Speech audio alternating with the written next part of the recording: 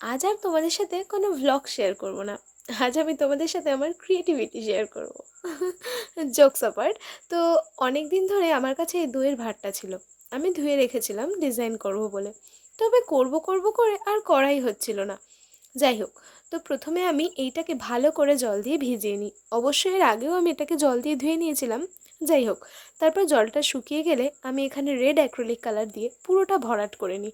তবে এখানে আমি ডবল কোট করে দিয়েছিলাম। তারপর এটা শুকিয়ে গেলে প্রথমে ভেবেছিলাম কলকা করব, কিন্তু পরে কি জানি কি মনে হলো আমি এটাতে সাদা কালার দিয়ে কয়েকটা ছোট বড় করে ফুল করে নিলাম। তবে সাদা কালারটাও কিন্তু দু কোট করেই দিতে হবে, তাহলে বেশ ডিপ লাগবে।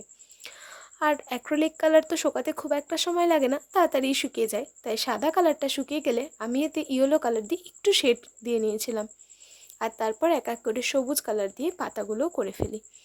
আর যাতে পাতাগুলো আর একটু সুন্দর লাগে তাই ডিপ সবুজ দিয়ে একটু শেড করে দিয়েছিলাম।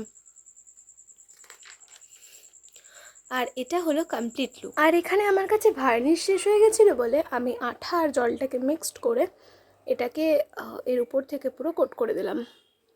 তোমরাও করতে পারো যদি তোমাদের কাছে ভার্নিশ না থাকে। যদি ভার্নিশ থাকে তাহলে ভার্নিশটাই ইউজ করো। তবে এত ছোট জিনিসে কী রাখবো বুঝতে পারছিলাম না, তাই মাকে জিজ্ঞেস করাতে মা বলল একটা ছোট চারা গাছ লাগিয়ে দে।